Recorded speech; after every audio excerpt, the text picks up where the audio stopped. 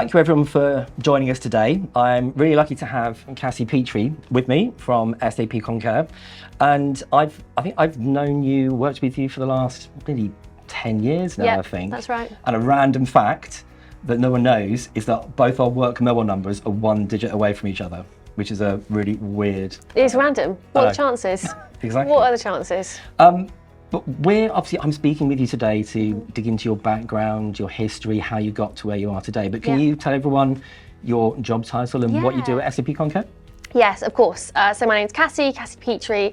I'm the Managing Director for SMB Concur in EMEA. I say EMEA because it's a very exciting time for our business right now as we're going through growth.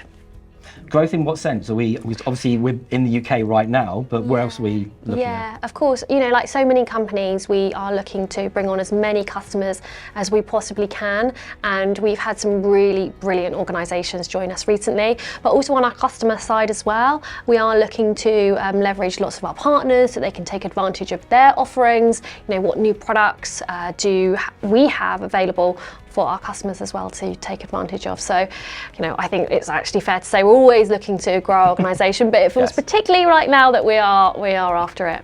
Awesome.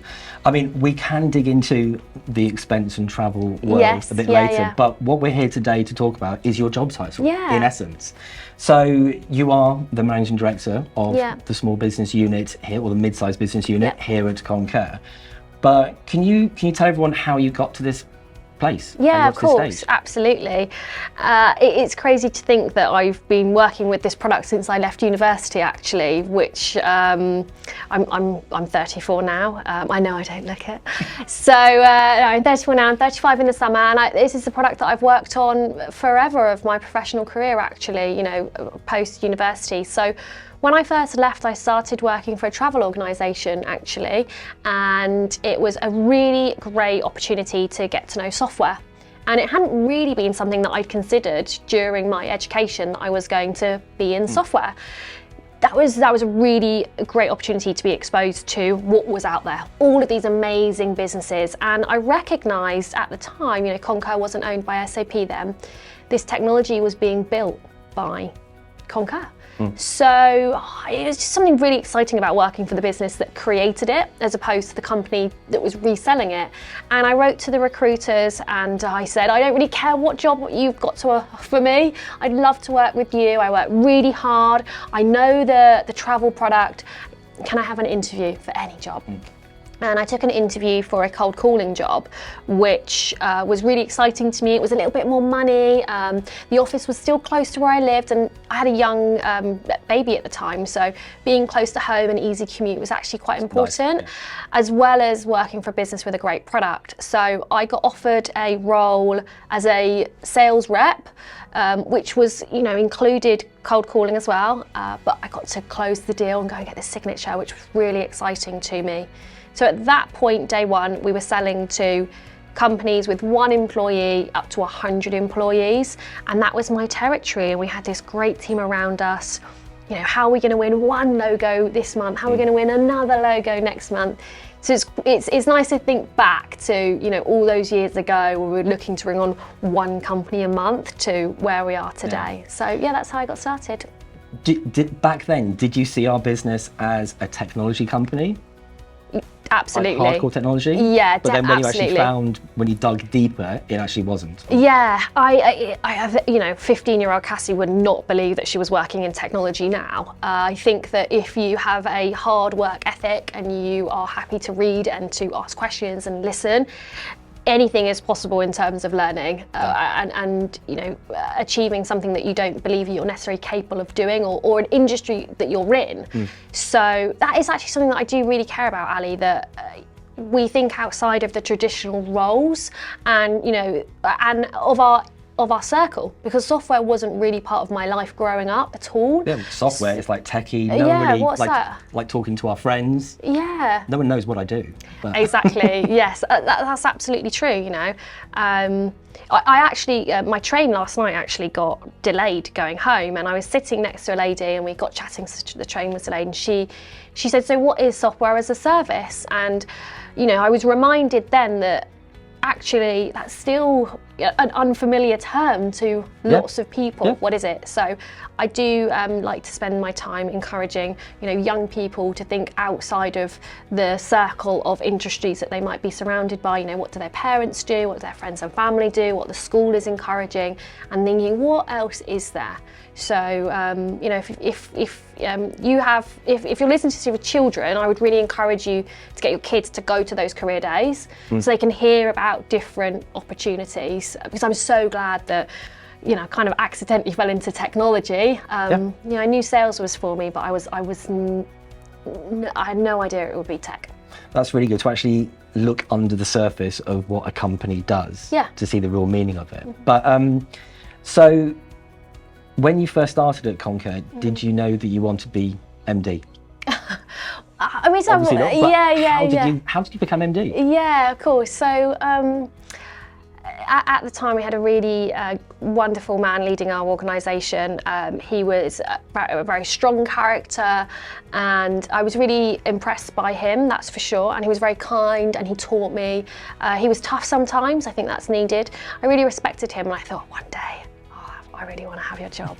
And that was mostly because I had these big ideas for our business, and I thought, well, to make meaningful change, or help our business evolve, or to achieve that growth, that target that they keep talking about, I'm probably going to need to be in some kind of leadership position for my voice to be heard. But the good thing about this business is actually it is true that our team's voices are heard throughout, but to actually make the physical change, I thought we're probably going to need to be a leader. So I remember even in the first few weeks, I thought, I want to have that job one day. Yeah. One day. And he was advocating for you and supporting you in wanting to do that. Oh, absolutely, yeah, of course, yeah. I think having good people around you, for me, I've been really lucky that I've been offered direct feedback. This is how I think you should improve. I've listened to it and tried to grow, and that's the same is true even now, absolutely, every single day.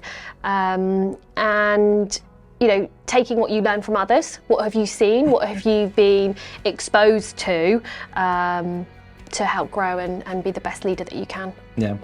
And maybe not a difficult question, but being a woman at your level, was that ever an issue? Trying to get to that position? Did you come across any difficulties at all? It's an interesting question, and actually can be quite a sensitive question, actually. And you're right, when I first come from university, I was a young individual, and I think it's more of perception of myself, or of what other people were thinking. Self-doubt, or? Yeah, for example, the sound of my voice is different to a sound of a gentleman's voice that might be 40 or 50 years older than me. So that's a simple thing.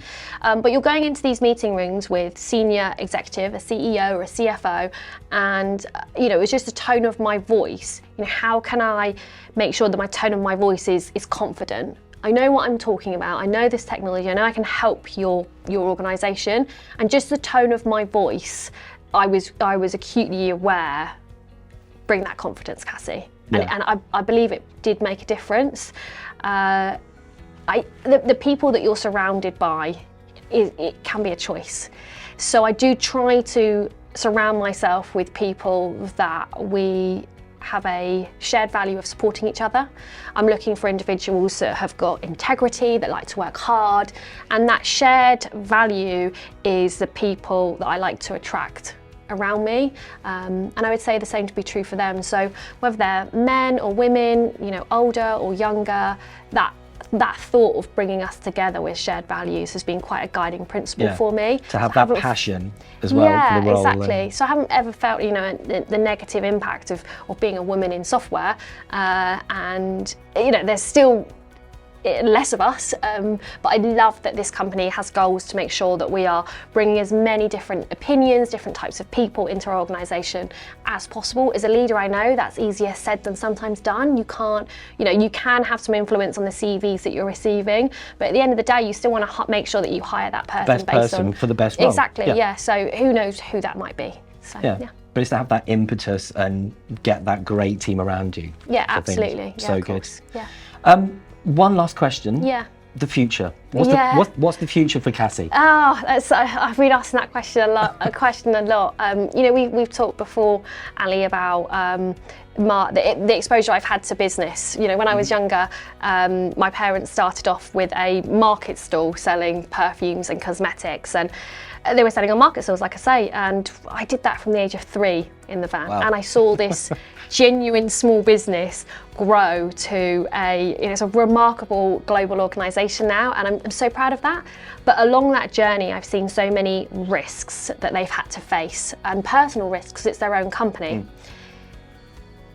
And that was, I was kind of afraid of that. And that was one of the reasons actually why I went to work for a business as opposed to setting up my own company. So I'm at that point now where I love where I work. I see so much opportunity within SAP. The investment they're putting into the technology is very exciting.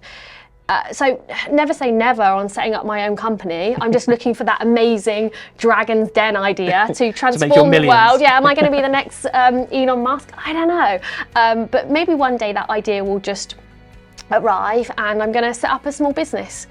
So I honestly, I don't know the answer to that. I feel that it's a great opportunity at this moment in time, figuring out, you know, what's next. For now, I love my job. I love the team that I'm in. I have a really, really great boss. We have a really good senior leadership team in place, and they fuel me and my team with a lot of hope and excitement about the future at SAP Concur. So for right now, we're good, but who knows in the future? I'm 34, so we've got a long time to figure out that, you know, $1 million idea. We'll see what it is. Well, we love having you. So thank you very much for talking to me today. It's really interesting. Thank you. And I hope everyone found that useful, and thank you very much.